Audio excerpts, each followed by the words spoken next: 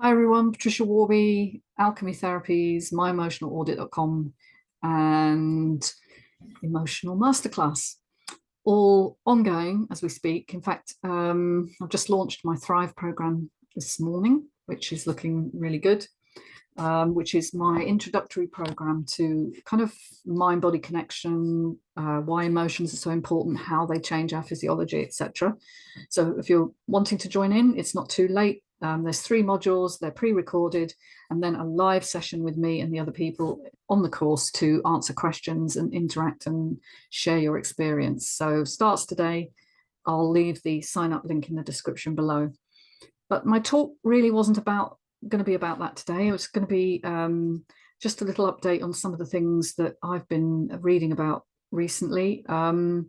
And one of which was a breakthrough in cancer research, which popped into my inbox on the BBC website last week, talking about how air pollution was linked to cancer and how it may kind of trigger old genes to reignite, if you like, or kind of be read in new and novel ways, creating mutations. And it said, I think the title was something like, a breakthrough in cancer research. And I thought, oh, how exciting, and read the article, which again I'll put in the link below. But deeper reading, I think the first few sentences sort of introduce the subject. Then the third sentence is something like, this will provide breakthrough drugs. And you think, oh yeah, here we go. So it's really looking at intervening in certain pathways. Again, it's using the old genetic theory of cancer, which is, that the body spontaneously creates mutations, maybe against toxicity. Yes, I can imagine it does, but I don't think that's the root cause of cancer. Cancer is a response to metabolic conservation of energy. And really the metabolic theory of cancer answers that so much better. So it really is it's not really a breakthrough in cancer research. It's a breakthrough in drug development, masquerading as a breakthrough, aided and abetted by the current mass media, which follows the party line. We're so close to a breakthrough in cancer, it's nearly here, this could be it, this is the wonder drug. We've been hearing that for the last 30 or 40 years. We're no closer. In fact, cancer rates are rising inexorably, and although we've managed to keep people alive for longer, their quality of life hasn't improved terribly much. So I think the metabolic theory of cancer is a much closer approximation to what actually happens in the body, and it's all about preserving the DNA against oxidative stress. And oxidative stress is a natural response to the burning of oxygen, which happens within the cells. But the body has to go into a very low metabolic rate that is anaerobic, that doesn't use oxygen, in order to avoid DNA damage. And that, I believe, is a much more explanatory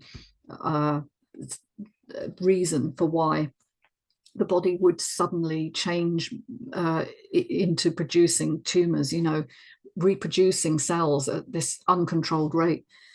The DNA theory says it's just a random mutation triggered by certain unknown factors. The metabolic theory gives you an answer for why that might happen. The body's intelligent, remember.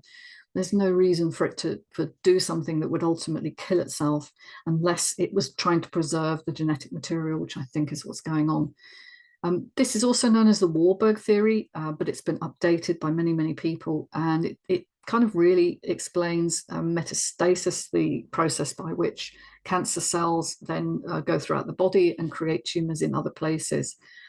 And the reversal is simple. It's really about increasing oxygen to the tissues, whether that be exercise. There have been a lot of people who've cured their own cancer through, extreme aerobic capacity. So whether ozone therapy, increasing their exercise massively, some plant sources, have been very, very powerful for people.